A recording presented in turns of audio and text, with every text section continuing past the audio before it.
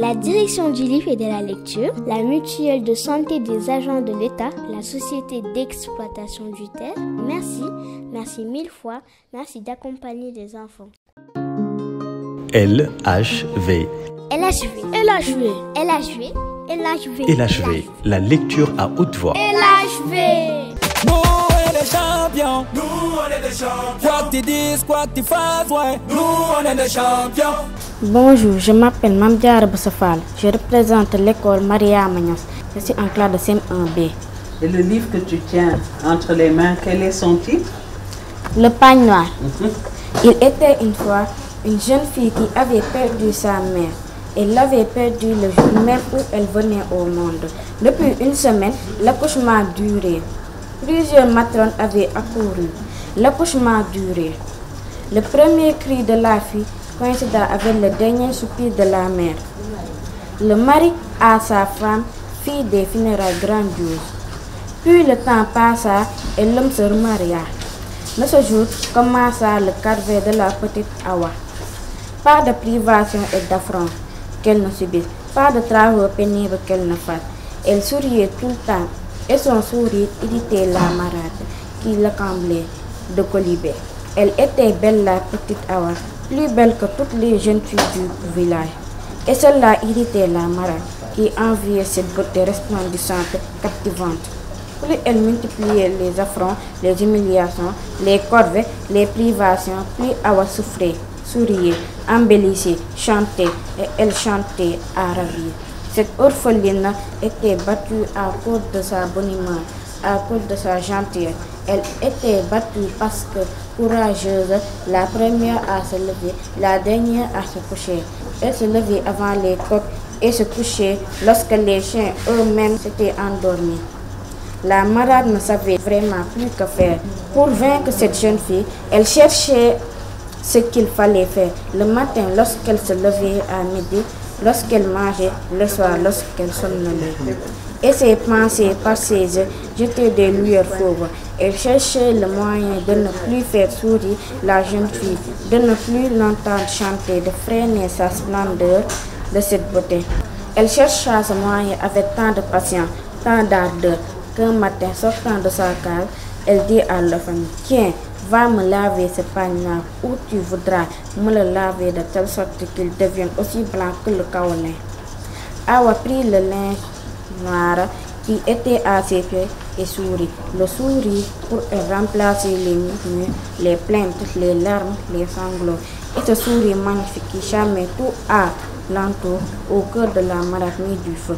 Le sourire sur la marade sema des brèves aux bras raccourcis. Elle tomba sur l'orpheline qui souriait toujours. Enfin, Awa prit le linge noir et partit après avoir marché pendant une lutte. Elle arriva au bord d'un ruisseau. Elle y plongea le pagne noir. Le pagne noir ne fut point mouillé. Or l'eau coulait bien avec dans son lit des petits poissons, des nénuphars. Sur ses berges, les crapauds enflaient leur voix comme pour effrayer l'orpheline qui souriait. Awa replongeant le linge noir dans l'eau. Et l'eau refusa de le mouiller. Alors elle reprit sa route en chantant: ma mère, si tu me vois sur la route, Awa ou Awa, sur la route qui mène aux fleurs, Awa ou Awa. Et le pagne noir doit devenir blanc, et le ruisseau refuse de le mouiller. Awa ou Awa, l'eau glisse comme le jour, l'eau glisse comme le bonheur. Oh ma mère, si tu me voyais sur la route. Voilà, dis-moi, pourquoi tu as aimé ce conte-là? Pourquoi tu l'as choisi?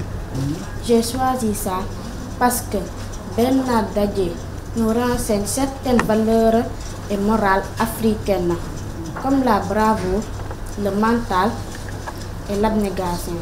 En quelques mots, de quoi il s'agit dans ce texte?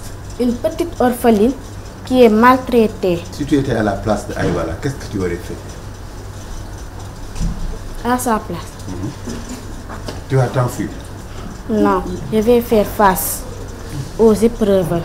Ne jamais reculer. Voilà, c'est bon, c'est bon. La lecture à haute voix. LHV. Fanta Fofana, en classe de CM1C, au complexe scolaire Cheikh El Hadj Ibrahim Niass, et j'ai choisi Pagne Noir. L'enfant terrible. Autrefois, les hommes et les animaux se comprenant ne se livraient point à la guerre. Mais dans le village des hommes était un homme pauvre qui avait un champ dont la route traversait le village des animaux, lesquels, chaque fois qu'il passait, lui cherchaient noise. C'était tantôt le singe noir qui venait lui tirer la barbe, tantôt le singe rouge qui lui tendait des pièges. Souvent, il trouvait le passage semé d'épines. L'homme passait quand même, parce que la guerre entre les hommes et les animaux n'était pas encore déclarée. Cet homme, bien que pauvre, avait cependant une femme, et tous deux s'aimaient à tel point qu'ils pensaient la même chose dans le même instant. Et cette femme, tout le temps à son mari au champ, apportait le repas de midi. Les animaux la regardaient passer. Ils n'osaient lui faire un brin de cour, car sur ce chapitre, les hommes sont d'une intransigeance connue. Pas le moindre plaisanterie non plus. Et la femme passait. Elle disait un bonjour ici, elle disait un bonjour là. Et les animaux lui rendaient son bonjour. Et la femme allait et la femme venait. Puis elle fut enceinte et accoucha d'un garçon, un phénomène. Dès qu'il sortit du ventre de sa mère, il demanda à porter à son père le repas de midi. Et il allait en sifflotant le repas sur la tête. Arrivé dans le village des animaux, il rencontra la biche. Ils se regardèrent longuement, avec de part et d'autre la même insolence. La biche aurait bien voulu chercher noise à ce bout d'homme, mais elle était seule. Tous les autres animaux étaient au champ. Et puis ce bout d'homme, un jour, seul, apportant à son père le repas de midi, vraiment ne lui disait rien qui vaille. L'enfant passa donc, mais il avait son idée. Au retour, arrivé dans le village des animaux, il retrouva la biche qui préparait le repas. Petite biche, veux-tu me faire cuire l'igname que voici? Te faire cuire une igname? Va donner cela à ta mère. Petite biche impolie, veux-tu me faire cuire l'igname que voici? Tu peux la manger crue.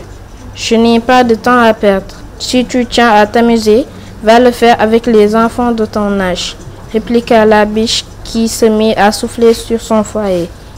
L'enfant, en colère, d'un coup de pied, renversa la marmite, éteignit le feu, battit la biche, la ligota et continua son chemin.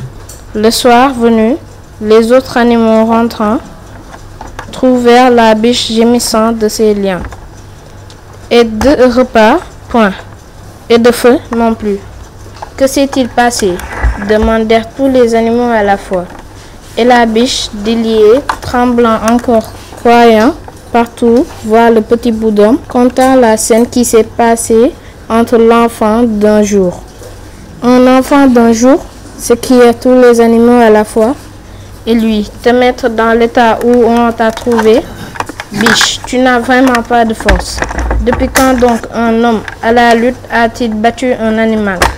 Pour qu'un enfant d'un jour puisse se mettre dans l'état où on t'a trouvé. Biche, tu nous fais honte, vraiment honte. Merci.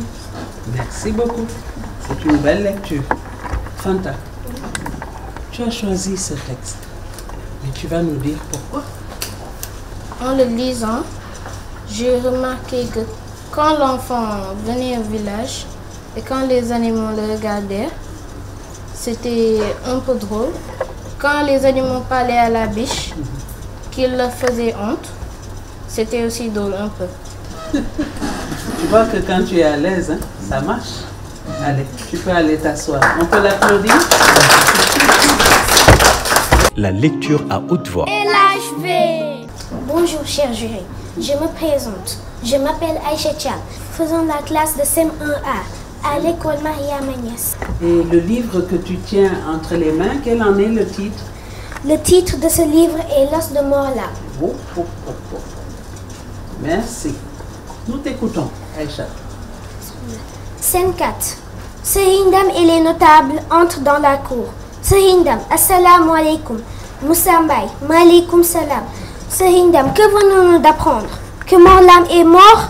Moussa Mbaye, Djabardje ko wax de. C'est sa femme qui dit qu'il est mort. Qu'il est mort avant le premier chant du coq. Je n'ai pas assisté à son agonie. J'étais dans la cour en train d'égrener mon chapelet. Là où nous nous tenons. Sehindam, halo narillahi. Awa sortant de la case. Sehindam, hi hi.